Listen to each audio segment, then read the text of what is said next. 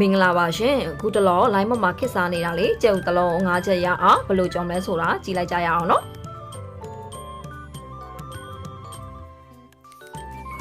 နှလုံးကိုဒီစတီဘူးရဲထည့်ပြီးရေခဲတက်တာပေါ်တဲ့အခဲခဲမှာထားပေးပါရနော်နေ့လေရထားတာညနေလောက်မှာကြော်ပြပါရရှင်အခုရေခဲခဲနဲ့ကနေထုတ်တော့ခွန်လေးခွဲနေပါတယ်ခဲလုံးလို့ဒီတိုင်းအခွန်ခွာလို့မရတဲ့အတွက်ရေးစေးလိုက်ပါရရှင်အခွန်ခွာပြီးတော့မြန်လေးပဲဓာပြပြနဲ့ကြက်ဥကို၅ချက်လီပေးပါရရှင်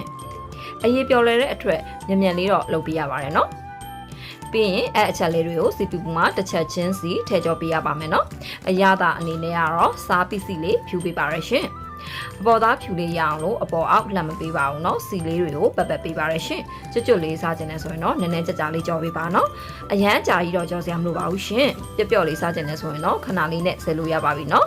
တလုံးလုံးကြော်ရတဲ့ဒီလိုအချက်လေးတွေကြော်တာကပိုပြီးစားလို့ကောင်းပါတယ်ရှင်ကြော်စားကြည့်ကြပါเนาะကျမကတော့နှမ်းလေးဖြူလိုက်ပါတယ်ရှင်ကြည့်ရှုပေးတဲ့အတွက်ကျေးဇူးများတင်ပါတယ်ရှင်မင်္ဂလာရှိသောနေ့လေးပိုင်ဆိုင်နိုင်ကြပါစေเนาะ